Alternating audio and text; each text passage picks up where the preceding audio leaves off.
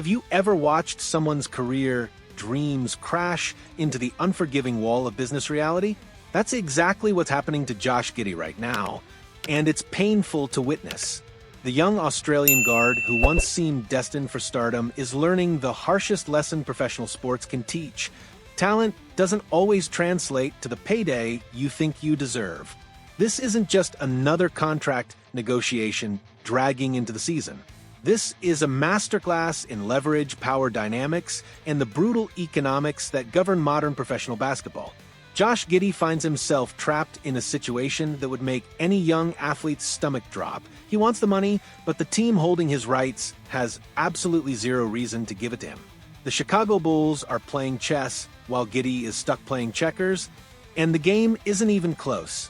Every day that passes without a signature on a new contract is another reminder of just how little control players actually have when organizations decide to flex their muscles.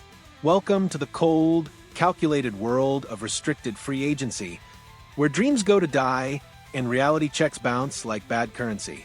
Josh Giddey isn't alone in this nightmare scenario. He's joined by Quentin Grimes with the Philadelphia 76ers and Cam Thomas with the Brooklyn Nets, all trapped in the same web of organizational control.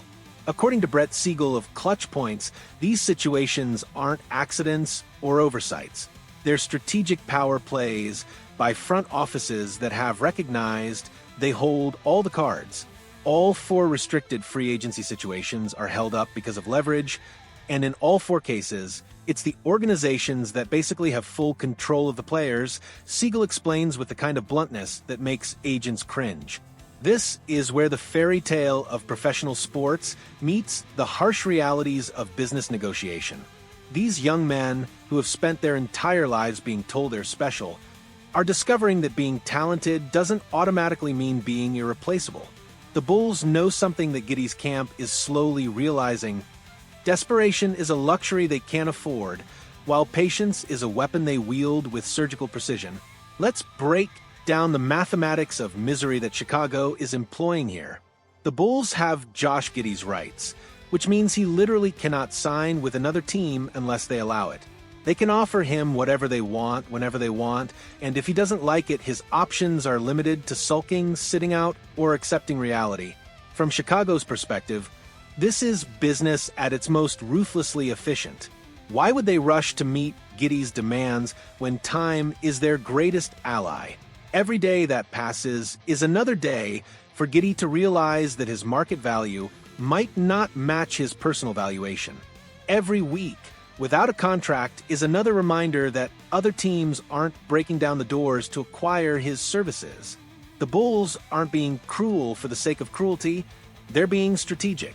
They see a decent player who has potential but hasn't proven himself worthy of the premium contract he's seeking.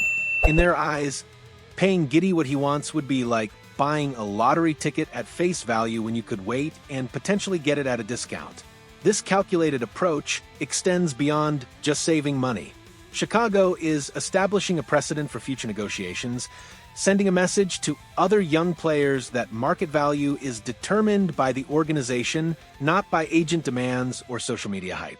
Here's the heartbreaking truth that nobody wants to say out loud. Josh Giddey might simply not be as valuable as he thinks he is. The Australian guard has shown flashes of brilliance, but flashes don't command premium salaries in a league where consistent production is the currency that matters most. His statistical output, while respectable, doesn't scream max contract player to objective observers. His defensive limitations are well documented, his shooting consistency remains questionable, and his overall impact on winning hasn't reached the level that justifies the financial commitment he's seeking.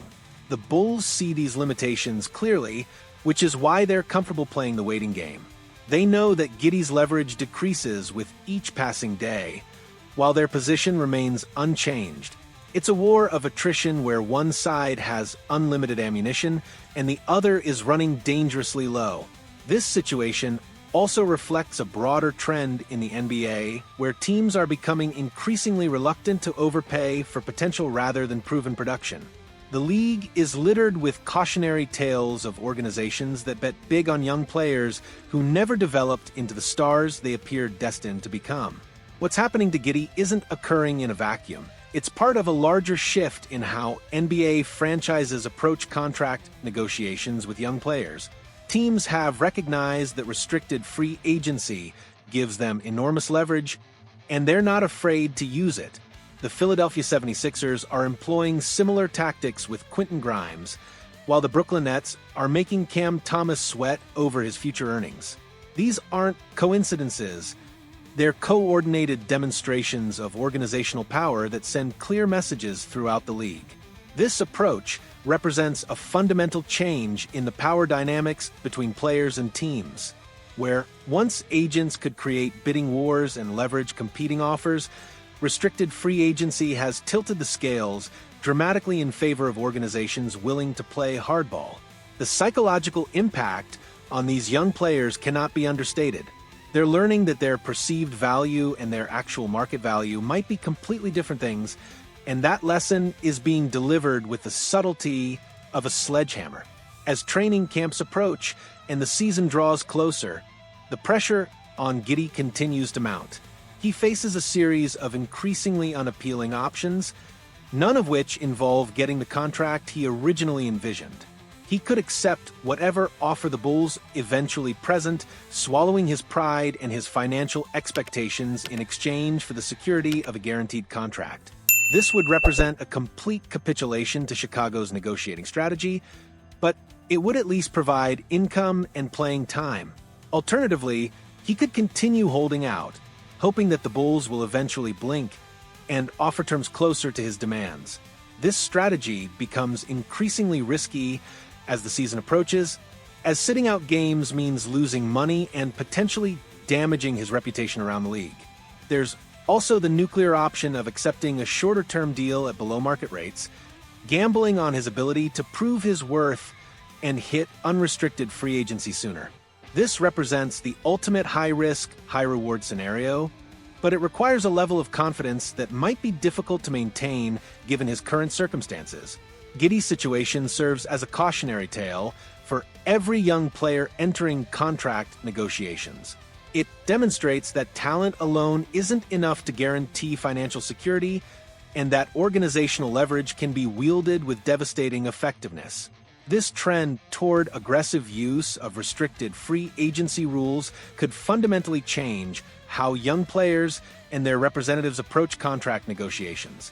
The days of expecting automatic raises and premium deals based solely on potential may be ending, replaced by a more cutthroat system where proven production is the only currency that matters. The psychological toll on players caught in these situations extends beyond just financial concerns. These young men are learning that their employers view them as assets to be managed rather than partners in a shared enterprise, and that lesson can be both humbling and embittering. The most likely outcome of the standoff involves Giddey eventually accepting terms that fall well short of his original expectations. The Bulls will get their player at a discount. Giddey will get a contract that provides security, if not satisfaction, and both sides will move forward with the understanding that this was always going to be the result.